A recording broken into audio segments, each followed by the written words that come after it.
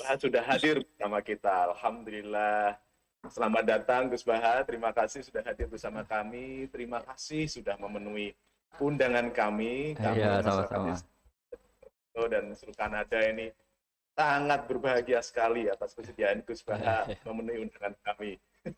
Alhamdulillah. Monggo untuk banyak waktu kami persilakan. Monggo Gus Baha. Silakan.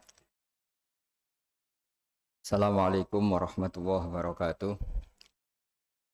Alhamdulillahirabbil alamin wassalatu wassalamu ala asyrofil mursalin sayyidina maulana Muhammadin wa ala alihi washabihi asmain amma ba'du. Semua bapak-bapak, ibu-ibu, teman-teman yang sangat saya hormati, Bapak Iwan Nur Hidayat, Bapak Sodikin, Bapak Hindra, Ibu Eni Durhan dan semua jamaah Muslim Indonesia di Kanada. Mohon maaf karena baru bisa hormat karena tadi ikut baca Yasin di keluarga mas saya yang barusan wafat. Tepaan ini kebetulan 7 harinya. Mengingat ini masih Idul Adha, meskipun agak kodok, agak terlambat. Idul Adha itu dari kata Id itu kembali banyak nikmat atau terulangnya nikmat-nikmat yang diberikan oleh Allah Subhanahu wa taala. Kemudian Al-Adha ini banyak yang mengatakan terkait dengan ibadah penyembelihan kurban, disebut Idul Adha atau Idul Kurban. Saya cerita sedikit tentang sejarah Idul Adha. Dulu ada seorang malaikat yang menjelma sebagai manusia dan beliau ini komunikasi dengan Nabi Ibrahim. Sebelum saya cerita jauh, saya katakan juga saya ingatkan lagi bahwa cara berpikir kita sebagai mukmin itu harus berpikir awal al-khilqah. Awal kita dijadikan oleh Allah Ta'ala, yaitu Nabi Adam materinya dari tanah, nyatanya bisa jadi Nabi Adam. Kita dari sperma nyatanya bisa jadi manusia dengan konstruksi yang sempurna. Dengan cara seperti ini nanti bayangkan kekuasaan Allah yang tidak terbatas menjadi mudah. Saya teruskan, si malaikat tadi tanya ke Nabi Ibrahim, saya minta kambing kamu. Oh ya silahkan. Asal kamu melantunkan kalimat tasbih, terus dibaca tasbih, indah sekali, merdu, terus bisa minta tambahan kambing, ya. Sampai beberapa kali. Demi Allah, ini baru kambing, baru hewan. Andaikan anak saya pun, kalau demi Allah saya kurbankan. Singkat cerita, versi riwayat ini, suatu saat Nabi Ibrahim diuji dengan dimintanya anak untuk dikurbankan. Ketika beliau atas nama seorang bapak agak keberatan, terus diingatkan ulang oleh Allah Ta'ala, janji beliau demi Allah, anak pun saya kurbankan. Walhasil akhirnya beliau melakukan itu. Dan karena Allah hanya menguji, tidak niat betulan supaya anak itu disembelih, akhirnya diganti oleh kambing. Jadilah tradisi kurban itu pakai kambing. Kemudian secara fikih ada padanan-padanan yang cukup menggantikan kambing, yaitu ada sapi, ada unta, dan seterusnya, dan seterusnya. Yang menarik dari sekian referensi yang saya baca, dan ini harus disosialisasikan lah. Sebagian versi itu adalah bahwa Nabi Ibrahim ketika diangkat di alam malakut, di alam langit sana, itu ketemu Allah, kemudian Allah tanya, Ibrahim, banyak hamba-hambaku yang durhaka, tidak tahu saya sebagai Tuhannya. Terus kata Ibrahim, usul ya fa'amidhum, bunuh saja ya Allah. Setelah itu tanya lagi, ada yang pezina, ada yang koruptor, ada yang pokoknya dosa-dosa yang buruk sekali. Dan di semua itu Nabi Ibrahim usul, mereka hidup di bumi engkau ya Allah, makan rezekimu ya Allah, maka mereka enggak sopan sekali, enggak ngerti engkau. Terus singkat cerita minta itu diadab, siksa. Suatu saat versi referensi ini di kitab Hikam, Kalau di kitab saya halaman 15 juz 2, suatu saat Nabi Ibrahim itu diminta sama Allah menyembelih Ismail. Citra ini penting sekali. Setelah disuruh menyembelih Ismail, Nabi Ibrahim komplain. Ya Allah, ini anak saya, samratu fuadi, buah hati saya. Kenapa engkau seenaknya minta saya sembelih? Gitu. Gak bisa ya Allah, ini samratu fuadi, buah hati saya. Terus kata Allah, orang-orang yang durhaka yang kamu usulkan supaya saya bunuh itu hamba saya menciptakan mereka, saya mencintai mereka, karena itu ciptaan saya. Anda enak saja usul saya matikan, saya bunuh. Sekarang ketika Anda usul, saya tidak mikir. Kenapa ketika saya usul kamu mikir? Terus akhirnya Nabi Ibrahim mau oke ya Allah terus. Setelah itu terus semenjak itu Nabi Ibrahim itu begitu sayang sama hamba-hambanya Allah. Sehingga dari cerita yang paling masyhur ketika Abu Bakar As-Siddiq begitu lemah lembut sama hamba-hamba Allah yang lain, Nabi Muhammad mensepadankan dalam hal ini sama Nabi Ibrahim, hati kamu sehalus Ibrahim. Yaitu Nabi Ibrahim, beliau akhir-akhir punya komitmen, faman tabi'ani fa innahu minni wa man asani fa innaka ghafurur rahim. Ya Allah, orang yang ikut sunnahku maka jelas bagian dari saya. Dan yang sedang durhaka, wa man asani, saya harapkan fa innaka ghafurur rahim. Engkau Maha Pengampun, Maha Penyayang. Semenjak itu menjadi sunnatan muttaba'ah bahwa agama ini agama rahmatan lil alamin, bahwa melihat kemungkaran, melihat kebodohan, ketimpangan, itu komitmen kita ini membenahin, bukan menghabisin. Melihat kesalahan, komitmen kita ini in uridu ilal islaha mastata'tu. Komitmen kita ini ingin lebih baik, bukan mengacaukan dunia ini. Semenjak itu terus syariat-syariat Islam disebut anit tabi millata Ibrahim Hanifah, bahwa kita mengikuti millahnya Ibrahim. Sebab itu kemudian setelah ini menjadi sunnatan mutaba'ah, bahkan banyak ulama yang berpendapat ketika Rasulullah SAW Mi'raj, itu dari sekian Nabi Ulul Azmi yang enggak ketemu itu Nabi Nuh. Nabi Nuh alaihissalam, padahal termasuk Nabi Ulul Azmi. Itu banyak yang menganalisis karena Nabi Nuh itu pernah berdoa, Rabbi la tadhar alal ardi minal kafirina dayaro. Nabi Nuh adalah Nabi yang pernah cara Jawa maksudno kaumnya, mendoakan buruk sama kaumnya, dan itu tidak manhaj, tidak metode yang Nabi Muhammad disuruh ikut metode itu, tapi Nabi disuruh ikut manhaj atau pola sosiologi, pola dakwah atau pola sosial yang harus mengikuti Nabi Ibrahim anit tabi millata Ibrahim Hanifah. Nabi Ibrahim itu orang yang sangat lemah lembut, yang ngendikan faman tabi'ani fa innahu minni wa man asani fa innaka ghafurur rahim. Sebab itu teman-teman yang di Kanada, yang di mana-mana, kita ngikuti status ilmu hakikat. Di ilmu manusia, negara ini milik Kanada, milik Amerika, milik Eropa misalnya, atau milik mana sajalah. Tapi di status ilmu hakikat, semua itu milik Allah. Sehingga di antara ciri khas Islam adalah kalau dulu agama-agama lain harus salat di tempat peribadatan mereka. Islam mengatakan ju'ilat lanal ardu kulluha masjidan. Semua bumi Allah itu masjid, tempat sujud. Sehingga orang Islam fa'enama adrokathu sholat, kamu kapan saja ketemu waktu sholat, ya sholat. Semua bumi Allah itu tempat sujud. Sehingga suatu saat sahabat yang biasa siaha, biasa hidup di perantauan, Nabi memberi nasihat, al-bilad biladullah wal ibad ibadullah fahaitsuma asabta khairan fa'akim. Semua negara itu milik Allah, semua hamba dimanapun juga hamba Allah. Kamu di mana saja mendapatkan kebaikan, ya silahkan berdomisili di situ. Saya pernah di Korea, itu asik karena itu yang orang-orang katanya teman-teman, saya ini di rumah itu enggak kiai, Gus. Sering di sawah, sering di Tegal. Gara-gara di Korea jadi mufti gitu. Karena nggak ada kiainya itu. Jadi orang-orang yang nggak jadi kiai di Jawa, mungkin kalau di luar Jawa atau di luar Indonesia malah jadi kiai gitu. Artinya gini, pentingnya jadi kiai bukan menjadi gagah, itu enggak, tapi begini. Dulu bawaannya rakyat itu kan kalau ke masjid komplain, ada masjid bocor kayak ada keran yang kurang baik. Tapi kalau sudah jadi kiai itu tahu rasanya. Betapa nata masjid itu susah, ngelola masjid itu susah, nyari imam itu juga susah. melanggengkan jamaah juga susah. Jadi pentingnya jadi kiai itu bukan gagah-gagahan jadi imam, tapi bertanggung jawab atas proses yang berjalan.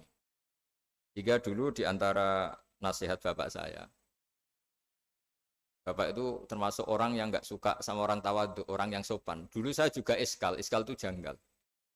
Kata bapak, wong tawadhu itu apik, orang sopan itu baik. Tapi biasanya itu cara orang menghindari tanggung jawab.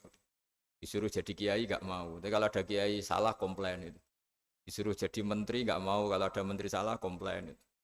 Disuruh jadi apa nggak mau. Kesannya tawadhu, tapi sebenarnya hanya menghindari tanggung jawab. Disuruh pidato nggak mau, disuruh jadi MC nggak mau. Tapi kalau ada orang salah komplain itu. Jika kata bapak tawadhu itu baik, asal tawadhu betul. Gitu. Tapi kebanyakan nggak, tawadhu itu menghindari tanggung jawab sambil cari salahnya orang lain. Nah ini yang tawadhu yang akhirnya kurang baik. Nah teruskan, jadi Nabi Ibrahim ini panutan yang luar biasa. Beliau adalah orang yang alami sekian proses sosial yang akhirnya diakui sebagai Khalilur Rahman, orang yang sangat dicintai Allah Ta'ala. Di antara sebab dicintainya Nabi Ibrahim adalah seperti yang dialami Nabi Adam. Nabi Adam ketika turun di bumi, itu keresahan pertama itu bukan karena kurang makanan atau kurang minuman, itu enggak. Beliau turun di bumi, mendapati bangsa yang lain, kalau dalam kitab disebut Banul Jan. Itu dia janggalnya Masya Allah. Ini orang makhluk-makhluk ini kok tidak kenal sama Allah yang menciptakannya. Kan aneh ya kalau kita hidup di Kanada terus nggak tahu PM-nya siapa, Perdana Menterinya siapa, kita hidup di Indonesia nggak tahu presidennya siapa. Itu kan aneh. Kita hidup di kampung nggak ngerti lurahnya siapa aja aneh. Ini hidup di buminya Allah kok tidak tahu Allah itu siapa. Nggak pernah menyebut Allah. Padahal harusnya yang paling dikenal pertama itu ya zat yang menciptakan kita, menciptakan langit bumi dan sebagainya. Sehingga beliau itu gerutu itu komplain. Ya Allah ini enggak fair dunia ini, engkau yang menciptakan, engkau yang memberi rezeki, kemudian mereka enggak kenal engkau. Ini kata Nabi Adam alaihissalam. Barokahnya komplain itu, jadi komplain itu yang diridhoi Allah juga banyak. Akhirnya Allah meridhoi Nabi Adam, dosa-dosanya, salahnya itu diampuni. Ya ukuran seorang nabi beliau dianggap salah itu diampuni karena keresahan beliau itu takut Allah nggak dikenal. Nah, masjid yang di Kanada di Montreal juga ketakutan kita ini jangan sampai orang Islam tidak punya tempat ibadah. Meskipun setelah punya tempat ibadah, ketakutan kita jangan-jangan ibadahnya tidak sesuai sunnah Rasul. Setelah sesuai sunnah Rasul kita takut lagi, jangan-jangan memaksa sesuai tapi karena ingin benar. Dan setelah ingin benar, takutnya secara tasawuf ngimani kebenaran itu. Bukan ngimani rahmatnya Allah, tapi ngimani kebenaran itu. Akhirnya jadi ujub. Ujub itu bangga amal diterima karena kebaikannya, bukan karena fadlnya Allah, karena anugerah. Nah ketakutan-ketakutan ini khas orang soleh. Orang soleh itu kalau nggak sholat takut. Setelah sholat takut nggak sesuai syarat rukun. Setelah sesuai semua takut iktimat alal amal. Membanggakan kebenaran, tapi bukan membanggakan luasnya rahmatnya Allah Ta'ala. Sehingga di luar ilmu fikih ada ilmu namanya ilmu tasawuf, ilmu yang mengelola hati. Jadi ibarat orang itu kalau yang paling masyhur dalam cerita-cerita orang sufi, ada orang sudah masuk surga karena tidak pernah dosa sama sekali. Ini cerita-cerita yang melegenda di dunia tasawuf. Tanya Allah, kenapa kamu masuk surga? Karena saya taat terus ya Allah, nggak pernah maksiat sama engkau. Berapa lama kamu hidup di dunia? 80 tahun. Ya sudah, karena taat kamu 80 tahun, ya surga kamu 80 tahun. Ya komplain, ya Allah katanya surga selamanya. Kenapa ini hanya 80 tahun? Yang selamanya itu rahmat saya. Kalau amal kamu kan terbatas 80 tahun, maka balasannya hanya 80 tahun. Nah semenjak itu beliau sadar, oh ya Allah, masuk surga itu fadlmu, anugerahmu. Amal saya tidak ada bandingannya dengan surgamu. Nah ini jadi sehingga keyakinan ahli sunnah wal jamaah diantara ciri khasnya adalah masuk surga itu karena fadlnya Allah, karena anugerahnya Allah. Maksudnya itu oke, kita amal, tapi amal kita tetap terbatas. Tidak memberi kontribusi pada kerajaan Allah, pada kedikjayaan Allah sebagai Tuhan. Yang tidak terbatas adalah fadlnya Allah Subhanahu wa Ta'ala. Nah, keresahan-keresahan ini kemudian yang diwariskan oleh para nabi ke ulama-ulama. Di keresahannya ulama itu mirip-mirip keresahan nabi. Nabi dulu itu sampai dakwah, sampai sosialisasi kebenaran itu takut Allah itu la yuzkaru fi mulki. Allah tidak disebut, tidak menjadi aktor. Kan tidak fair kita misalnya nempat di negara orang terus nggak tahu duta besarnya siapa, terus Kalau ngurus paspor di mana, ngurus visa di mana. Ini sama. Kita hambanya Allah tapi nggak pernah ngurus status kehambaannya. Harusnya kita ngurus status kehambaan kita dengan sholat, berarti kehambaan kita hidup. Dengan baca tasbih, berarti kehambaan kita hidup. Makanya dalam sebuah ayat disebutkan masuk surga itu gampang. Yang susah itu kamu masuk status kehambaan itu. Makanya disebut ya aja Tuhan nafsul mutmainnah irji'i ila rabbiki radiyatan mardiyah. Pertama apa? Fadkhuli fi ibadi. Kamu harus masuk status sebagai hambaku dulu. Baru wadkhuli jannati, baru kamu masuk surga. Jadi orang boleh nikmati fasilitas negara lain kalau visa paspornya disahkan. Orang boleh masuk surga kalau status kehambaannya disahkan oleh Allah Subhanahu wa taala. Nah, lalu status kehambaan itu dimulai dari mana? Secara fisik kita sujud. Anggota tubuh yang begitu terhormat namanya kepala kita tundukkan kepada Allah taala. Hati kita, akal kita yang ingin menguasai dunia misalnya, ambisi itu kita kalahkan untuk hanya tunduk kepada aturan-aturan Allah Subhanahu wa taala. Kekhawatiran kita akan menghadapi alam akhirat, nah ini yang penting. Nanti setelah kita mati kayak apa, jadi debu, jadi tanah, lalu bangkit kita gimana? Sebagaimana mukadimah saya, ingatlah an-nas atil ula. Ingatlah penciptaan pertama, bahwa Allah punya reputasi menciptakan Nabi Adam dari tanah, dan di tubuh Nabi Adam itu tersimpan calon generasi berikutnya ila yaumil qiyamah. Kayak apa susahnya bikin Nabi Adam kalau andikan kita boleh berpikir. Bikin satu master manusia yang akan melahirkan manusia seluruh dunia. Ibaratnya chipnya itu sudah ada di punggung Nabi Adam. Dan itu materinya dari tanah. Dengan berpikir gitu, maka ketika kita meninggal, sudah jadi tanah, kembali lagi jadi manusia adalah hal yang mudah. Karena Allah punya reputasi menciptakan manusia super, yaitu Nabi Adam dari tanah. Jika setiap kali kita iskal janggal terhadap kekuasaan Allah, kata Allah Ta'ala, Qul yuhihal ladzi ansha'aha awwala marrah. Kalau kamu janggal terhadap kemampuan saya, kemampuan kami menghidupkan tulang belulang yang sudah rapuh, sudah hancur, maka ingatlah reputasi saya, kata Allah, reputasi kami menciptakan Adam dari tanah. Ya, para nabi itu, ini semoga teman-teman yang di Kanaja masih ingat betul iman yang dilatih para guru kita di Jawa, di Indonesia. Para nabi itu saking imannya sama Allah, itu tidak ada, sampai kasarnya itu nggak tahu bedanya antara hal itu masuk akal maupun tidak. Saya beri contoh begini, kalau dalam ilmu tauhid, dan ini harus kita latih terus sampai ketemu Allah Ta'ala. Ketika telur jadi ayam, itu sebetulnya itu kita juga tidak ikut mampu bikin telur jadi ayam. Tapi berhubung sering terjadi, kita bilang telur jadi ayam itu mungkin. Mungkin itu ya mungkin sering terjadi. Padahal sering terjadi ini juga tidak yang jenis kita ikut berkontribusi. Lalu ketika sering terjadi ini kita bilang itu mungkin. Padahal saat kita bilang mungkin, juga hakikatnya kita tidak ikut menciptakan telur menjadi ayam. Lalu karena seringnya telur jadi ayam, kita bilang telur jadi ayam itu mungkin. Mungkin itu nggak muhal. Begitu juga bebijian, nanti jadi pohon besar yang rindang, yang berbuah, kita katakan mungkin. Kenapa kita katakan mungkin? Karena itu sering terjadi. Toh kita pun tidak ikut menciptakan biji jadi pohon besar, telur jadi ayam. Artinya apa? Zaman sesuatu itu sering terjadi, kita pun sebetulnya tidak pernah ikut menciptakan. Hanya menyaksikan sering, terus kita bilang itu mungkin. Tapi kita tidak memberi kontribusi sama sekali. Semua itu karena kudrohnya Allah, kemampuan Allah. Lalu ketika ada orang yang bilang, batu ini bisa melahirkan unta. Kita bilang, muhal, batu itu tidak mungkin melahirkan unta. Tapi kalau seorang nabi itu nggak tahu bedanya antara batu melahirkan unta dengan indukan unta melahirkan unta. Karena nabi-nabi itu makomnya sudah sangat tinggi. Ketika unta induk melahirkan unta juga tidak atas kemampuan unta induk. Unta induk tidak punya kemampuan menciptakan unta. Juga karena kudrohnya Allah Ta'ala. Sehingga kalau batu mengeluarkan unta juga mungkin kalau Allah menghendaki. Hingga ketika Nabi Soleh diminta kaumnya, apa bukti engkau nabi? Tunjukkan ayat kalau engkau nabi. Yang kamu minta apa? Seekor unta keluar dari batu besar ini. Nabi Soleh dengan entengnya berdoa sama Allah dan keluarlah unta keluar dari batu. Nah itu makom yang paling tinggi. Makom paling tinggi itu kita mendudukkan Allah sebagai zat yang tidak terbatas kudrohnya.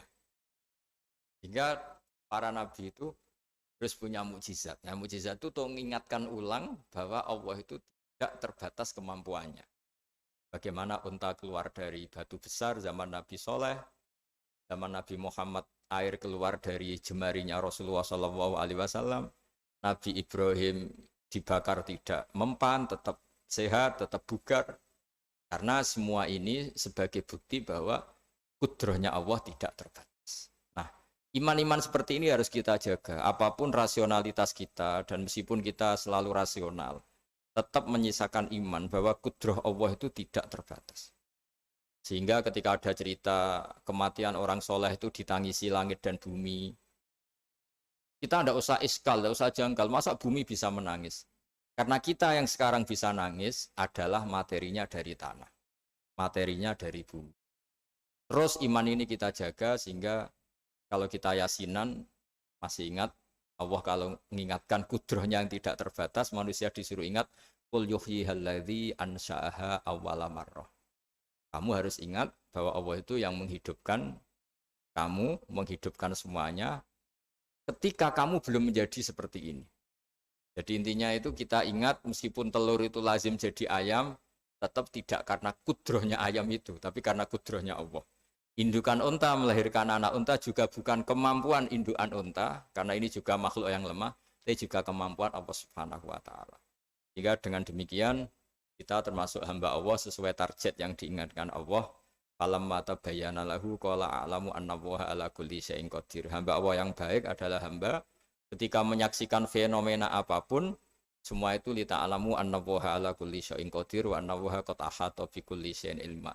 Apapun di alam raya ini, semuanya itu bukti bahwa Allah ala kulli syai'in qadir, Allah kuasa dan Allah meliputi semua makhluknya dalam pandangannya, dalam pantauannya. Jadi saya mohon teman-teman yang di Montreal, yang di Kanada, juga di manapun harus ingat status hakikat bahwa al-bilad biladullah wal ibad ibadullah fahaitsuma asabta khairan fa'akim. Negara hakikatnya milik Allah, semua hamba juga milik Allah. Di mana saja kamu berada dan menemukan kebaikan, silahkan hidup di situ. Tentu dengan sosialisasi yang baik, baik dengan non-muslim maupun dengan muslim. Karena Allah mengajarkan wa qulu linnasi husna. Ajaran Islam adalah rahmatan lil alamin, rahmat bagi semua. Tentu tidak henti-hentinya kita menjelaskan kebenaran yang diinginkan oleh Allah Subhanahu wa Ta'ala. Saya kira demikian karena saya juga ini di sini sudah malam. Jadi saya mohon maaf mungkin tidak bisa ikuti tanya jawab karena di sini sudah malam, malah kita di habis takziah saya karena ya ada mas saya yang sudah sepuh sekali wafat, terus tadi barusan datang, jadi mohon maaf tidak mengikuti acara mulai pertama. Tapi saya mohon ayat-ayat Quran yang saya terangkan tadi bahwa untuk mensifati Allah kudrohnya tidak terbatas, ingatlah bahwa kita yang secerdas ini, yang sehebat ini, kita semua manusia yang cerdas begini, matanya bisa melihat, hatinya bisa merenung, otaknya bisa berpikir cerdas, itu dari materi tanah. Dan Allah mampu. Allah bisa bikin orang miliatan gini dari satu orang manusia namanya Nabi Adam.